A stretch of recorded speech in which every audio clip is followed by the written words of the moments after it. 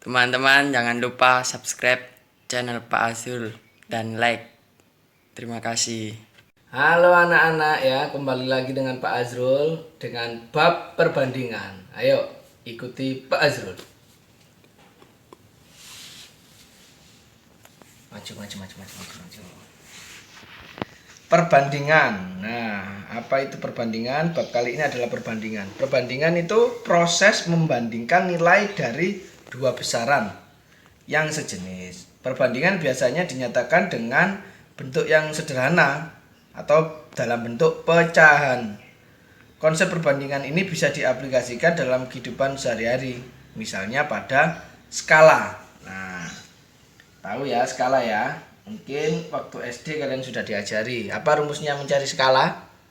Skala itu rumusnya jarak pada peta disingkat JP per jarak sebenarnya dibagi JS.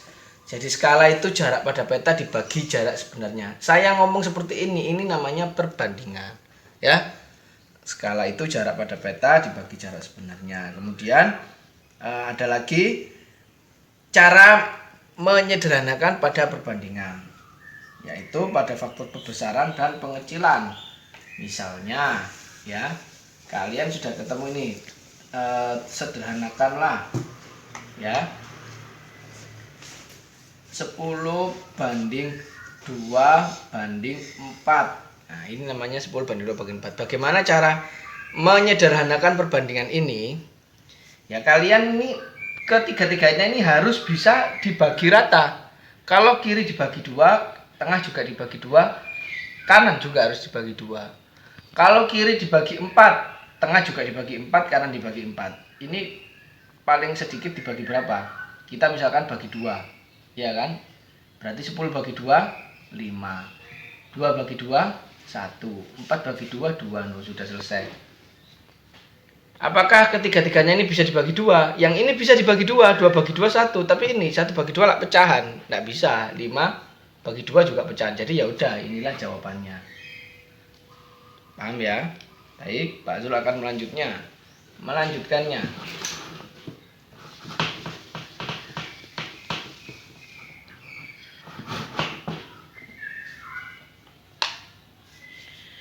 Jenis-jenis perbandingan itu ada perbandingan senilai dan perbandingan tidak senilai. Nah, Pak Azrul akan memberikan contohnya.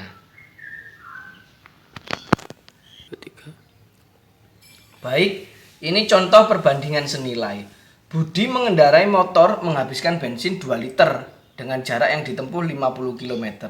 Jadi kalau dia punya bensin 2 liter, dia mampu motoran menjalankan sepeda motornya sampai jarak 50 km. Nah, pertanyaannya, kalau misalkan bensinnya Budi setengah liter, jika bensin Budi setengah liter atau 0,5 liter, kira-kira jarak yang ditempuh lebih sedikit atau lebih panjang? Logikanya sedikit, betul sekali, lebih sedikit. Karena apa? Karena bensinnya lebih sedikit. Kalau bensinnya lebih sedikit, jaraknya juga ikut sedikit. Nah, itu artinya senilai. Jadi rumusnya senilai ini, kalau misalkan banyak, berarti gandengannya harus banyak. Kalau sedikit, gandengannya harus tambah sedikit. Nah, itu rumus senilai. Karena kalau berbalik nilai, kan perbandingan ada 2 jenis. Yang pertama senilai, yang kedua berbalik nilai. Kalau berbalik nilai enggak. Kalau yang pertama banyak, musuhnya harus sedikit. Kalau pertamanya sedikit, musuhnya banyak, itu berbalik nilai. Tapi contohnya bagaimana, Mas? Perbedaan contoh soal pada senilai sama tidak senilai. Mari kita ikuti satu-satu dulu. Yang senilai seperti ini. Kalau bensinnya 2 liter, jarak yang ditempuh 50 km. Kalau bensinnya 0,5 liter, berarti kan lebih sedikit. Berarti jaraknya yang ditempuh semakin pendek atau semakin sedikit juga, iya kan? Tergantung bensinnya. Bensinnya pakai 10 liter, jarak yang mampu ditempuh ya lebih pakai, iya kan? Lebih banyak. Paham ya? Baik, terus cara menjawabnya bagaimana? Nah, ini rumusnya beda juga, senilai sama tidak senilai. Ini saya hapus ya, itu tadi rumusnya. Jadi gini, untuk yang senilai, ini logika banget sih. Budi mengendarai motor menghabiskan bensin 2 liter, berarti 2 liter mampu menjalankan berapa? 50 kilometer. Kalau 0,5 liter, nah berapa kilometer kan gitu ya. Caranya ini lihat, 2 per ini sama dengan ini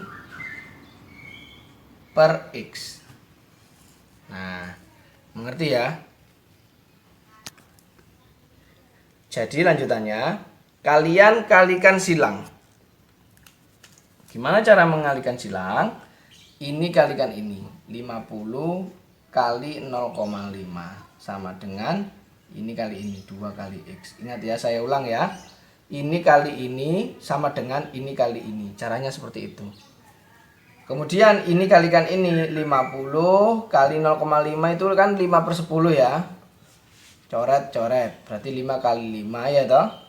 25. 25 ini kan kali. Kali pindah jadi 25 bagi 2, 12,5. Ya kan? 25 bagi 2, 12,5. Nah, begitu caranya. 12,5 apa? Ya 12,5 kilometer. Berarti semakin pendek.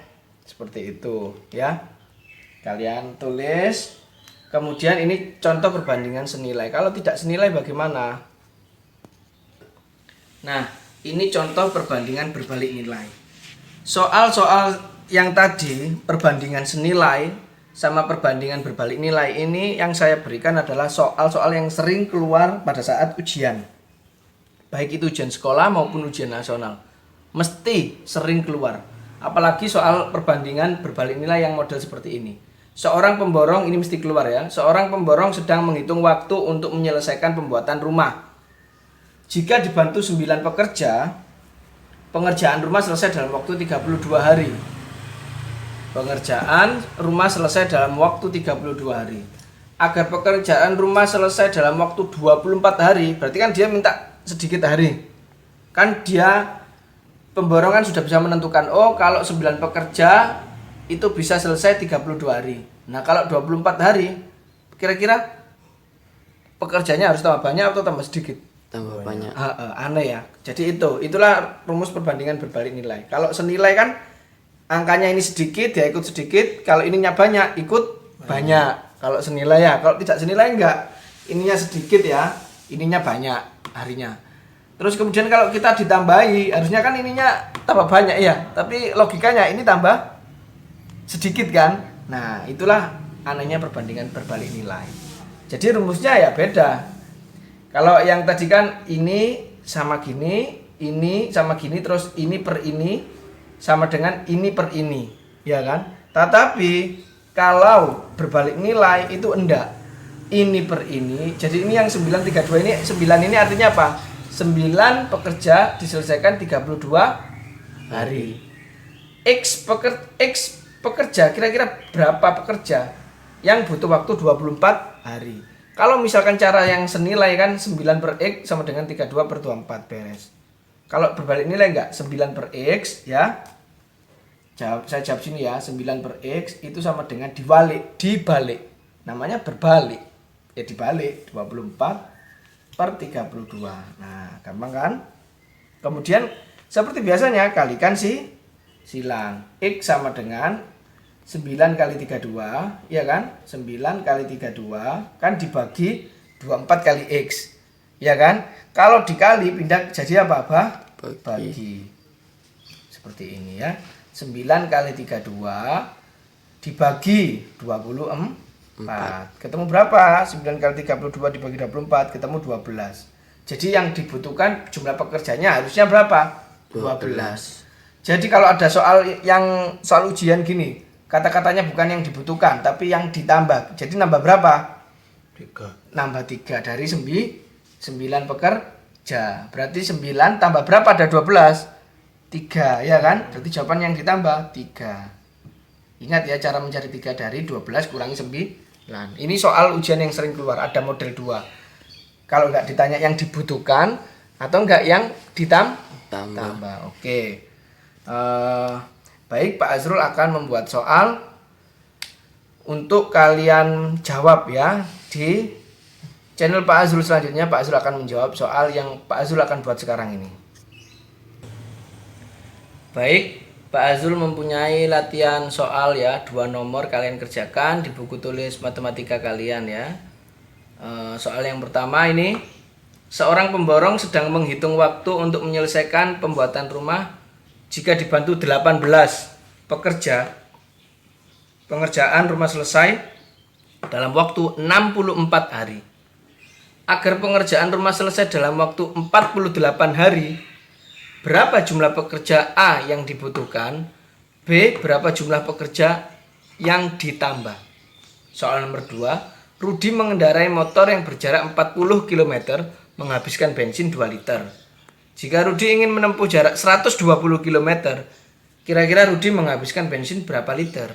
Ya, kalian jawab. Nanti Pak Azrul akan membahas di channel Pak Azrul selanjutnya ya. See you. Sukses terus, Azrul Anwar Official.